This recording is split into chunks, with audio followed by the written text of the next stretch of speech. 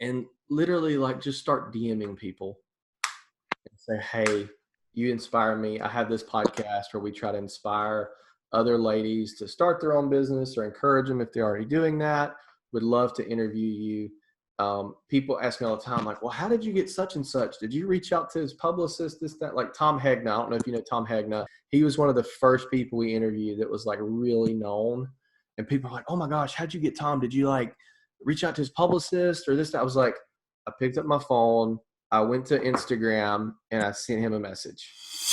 And if you want to know a trick to getting super famous people or super well-known people to get their attention, to get them on whatever, if you just need to get in touch with them and you want them to see it, go to all their social media platforms, find the platform that they have the least amount of followers on, and send them a message on that platform. Okay.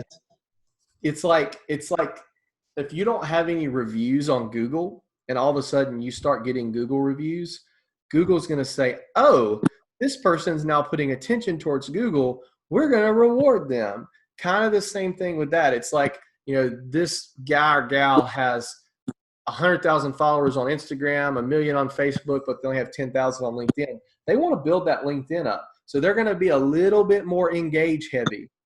How Gary and I got connected was back in 2015, or not got connected, but originally when the first conversation we had was back in 2013, 2014, when Snapchat was just starting.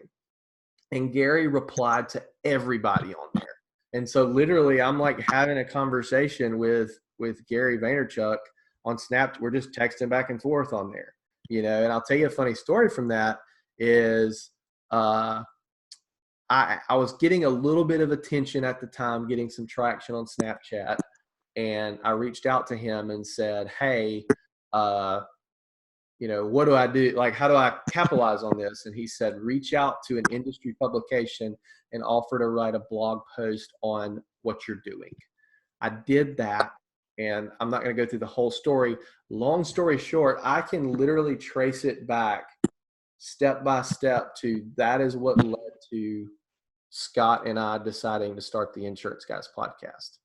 Wow. And what's funny is I almost, after the blog said yes to me writing one, I almost said, okay, I want you to pay me $500 because I had a buddy that was in my ear saying I wouldn't give away my secrets for free. And I almost sent the email. I think I even typed it out. And I decided not to say, I was like, nah, I'll do that on my next one. Had I sent that email, none of this stuff would have happened.